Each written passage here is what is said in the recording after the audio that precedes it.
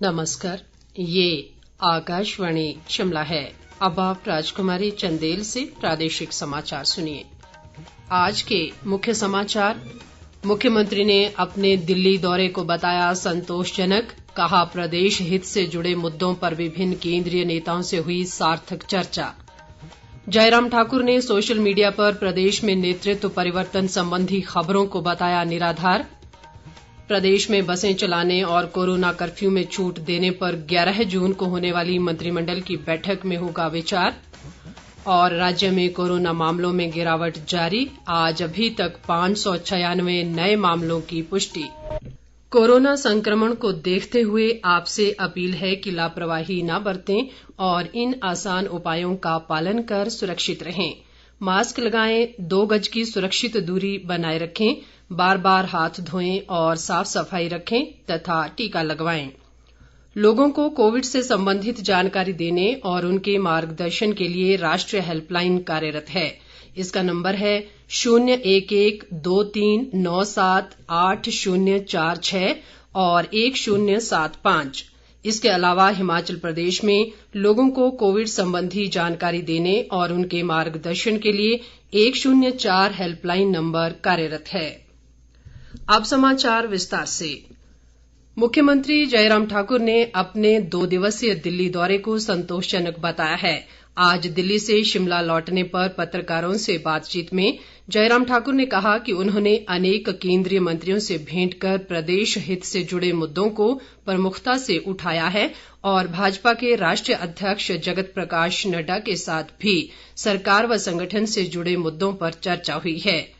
अधिक ब्यौरे के साथ हमारे विशेष संवाददाता। मुख्यमंत्री जयराम ठाकुर अपने दिल्ली दौरे को लेकर खुश दिखे और उन्होंने कहा कि इस दौरान विभिन्न केंद्रीय नेताओं के साथ प्रदेश हित से जुड़े मुद्दों पर सार्थक चर्चा हुई है। जयराम ठाकुर ने कहा कि जीएसटी मुआवजे की देय राशि सहित अनेक परियोजनाओं के तहत रुका हुआ पैसा जल्द हिमाचल को मिलेगा। मुझे इस बात की प्रसन्नता है कि बहुत संतोषजनक बातचीत हुई है। हमारा जीएसटी कंपनसेशन का जो पैसा था वो पेंडिंग था, लगभग 280 करोड़। उसके सिलसिले में हमने बात की वित्त मंत्री जी से और उन्होंने सहर्ष से उसको स्वीकार किया और कहा कि बहुत जल्दी वो पहुंच जाएगा। शायद मुझे लगता है कि 1 दिन या 2 दिन के अंदर वो पैसा हमको रिलीज हो जाएगा। जयराम ठाकुर ने बताया कि केंद्रीय पेट्रोलियम मंत्री धर्मेंद्र प्रधान ने हिमाचल को 1000 बी टाइप ऑक्सीजन सिलेंडर देने का आश्वासन दिया है। इसके अलावा केंद्रीय नागरिक उड्डयन मंत्री हरदीप सिंह पुरी के साथ मंडी जिले में प्रस्तावित हवाई अड्डे के निर्माण और अन्य हवाई अड्डों के विस्तार पर चर्चा हुई है। केंद्रीय पेट्रोलियम मिनिस्टर से भी बातचीत हुई है। उन्होंने कहा है कि हम लगभग 1000 सिलेंडर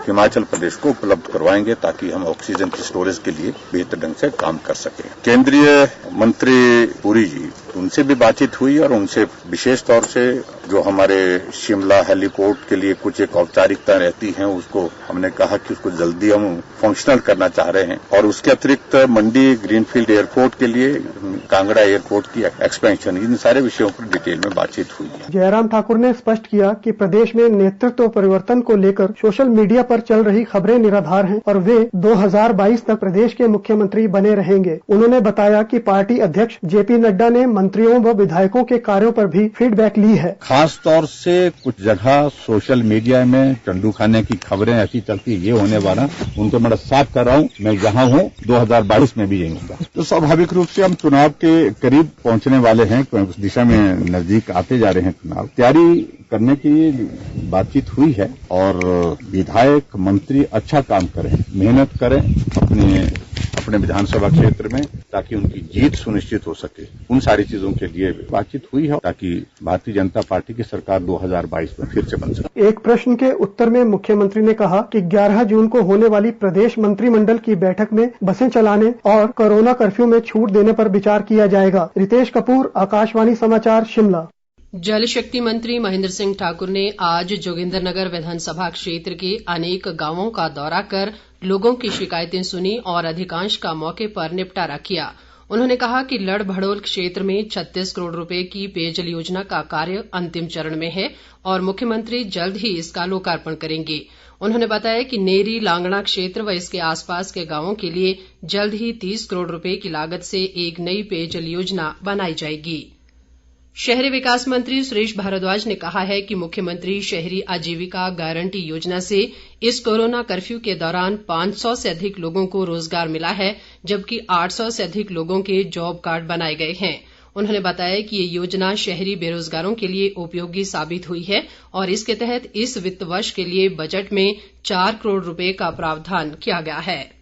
प्रदेश में आज अभी तक कोरोना के 596 नए मामले आए हैं, जबकि इस दौरान 1155 लोगों ने कोरोना से जंग जीती है। राज्य में कोरोना संक्रमण के मामले बढ़कर 1,96,351 हो गए हैं, जिनमें से 6,983 सक्रिय मामले हैं, जबकि 1,86,033 लोग उपचार के बाद स्वस्थ हो गए हैं।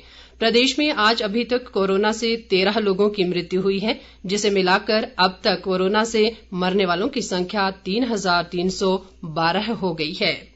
स्वास्थ्य विभाग के एक प्रवक्ता ने बताया कि प्रदेश को कोविशील्ड की 49,350 नई खुराकें मिली हैं। उन्होंने कहा कि अब तक राज्य में 24,65,000 से अधिक लोगों को कोरोना के टीके लगाए जा चुके हैं। प्रवक्ता ने कहा कि 18 से 44 आयु वर्ग के टीकाकरण का शेड्यूल जल्द ही तय किया जाएगा। प्रदेश कांग्रेस अध्यक्ष कुलदीप राठौर ने आज शिमला जिले के नारकंडा में कोरोना योद्धाओं को प्रोत्साहित करने के लिए पुलिस व सफाई कर्मियों, पत्रकारों और प्रथम पंक्ति में काम करने वाले अन्य विभागों के कर्मचारियों को मास्क, सैनिटाइजर, ऑक्सीमीटर व फेस शील्ड वितरित किए। कुलदीप राठौर ने कहा कि ये कर्मचारी कोरोना काल में लोगों की बेहतरीन सेवा कर रहे हैं और इनके कार्यों को हमेशा याद रखा जाएगा। वन मंत्री राकेश पठानिया ने पंचायत प्रतिनिधियों से गांवों को कोरोना मुक्त बनाने का आह्वान किया है। नूरपुर में आज पंचायत प्रतिनिधियों के साथ बैठक में उन्होंने कहा कि कोरोना को हराने में जनप्रतिनिधियों की अहम भूमिका है और पंचायत सचिवों व पंचायत प्रतिनिधियों को इस दिशा में विशेष जिम्मेदारी दी गई है। ऊना जिले में कुटलैहड़ क्षेत्र के चताड़ा में 6 महीने के भीतर चेक डैम बनाया जाएगा, जिस पर करीब 60 लाख रुपए की लागत आएगी। कृषि मंत्री वीरेंद्र कंवर ने आज इस जल संग्रहण चेक डैम के निर्माण कार्य का भूमि पूजन किया। उन्होंने कहा कि इसकी जल भंडारण क्षमता 28,000 क्यूबिक मीटर होगी और इससे 7,652 वर्ग मीटर क्षेत्र जलमग्न होगा। शिक्षा मंत्री गोविंद ठाकुर ने कहा है कि भारत स्काउट्स एंड गाइड्स ने कोरोना महामारी के दौरान लोगों की सेवा में महत्वपूर्ण भूमिका निभाई है। स्काउट्स एंड गाइड्स की राज्य परिषद समिति की वर्चुअल बैठक को संबोधित करते हुए आज उन्होंने कहा कि समाज के निर्माण में संगठन से जुड़े विद्यार्थियों की अहम भूमिका है। गोविंद ठाकुर ने बताया कि प्रदेश में संगठन के साथ 1,330 विद्यालय और 47 महाविद्यालय पंजीकृत हैं। राज्य वित्त आयोग के अध्यक्ष सतपाल सत्ती ने आज ऊना के वरिष्ठ माध्यमिक स्कूल चढ़तगढ़ में अतिरिक्त कमरों की आधारशिला रखी। उन्होंने कहा कि राज्य सरकार स्कूलों में ढांचागत सुविधाओं के सृजन पर जोर दे रही है और 6ठी कक्षा से ही व्यावसायिक शिक्षा शुरू की गई है। प्रदेश स्कूल शिक्षा बोर्ड ने जेबीटी, टीजीटी और विभिन्न विषयों में भाषा अध्यापक की टेट परीक्षा के लिए ऑनलाइन आवेदन की तिथि 13 जून तय की है। बोर्ड के एक प्रवक्ता ने बताया कि इसके बाद 18 जून तक विलंब शुल्क के साथ आवेदन किया जा सकेगा। राज्य के डाक परिमंडल कार्यालय और अधीनस्थ प्रवर अधीक्षक डाकघरों के मंडलीय कार्यालयों में 17 जून को डाक अदालत लगाई जाएगी। इस दिन लोगों की डाक संबंधी शिकायतें सुनी जाएंगी। अंत में मुख्य समाचार एक बार फिर। मुख्यमंत्री ने अपने दिल्ली दौरे को बताया संतोषजनक, कहा प्रदेश हित से जुड़े मुद्दों पर विभिन्न केंद्रीय नेताओं से हुई सार्थक चर्चा। जयराम ठाकुर ने सोशल मीडिया पर प्रदेश में नेतृत्व परिवर्तन संबंधी खबरों को बताया निराधार। प्रदेश में बसें चलाने और कोरोना कर्फ्यू में छूट देने पर 11 जून को होने वाली मंत्रिमंडल की बैठक में होगा विचार। और राज्य में कोरोना मामलों में गिरावट जारी, आज अभी तक 596 नए मामलों की पुष्टि। इसके साथ ही ये समाचार बुलेटिन समाप्त हुआ। हमारा अगला समाचार बुलेटिन आप सुन सकते हैं कल सुबह 9:20 पर। नमस्कार।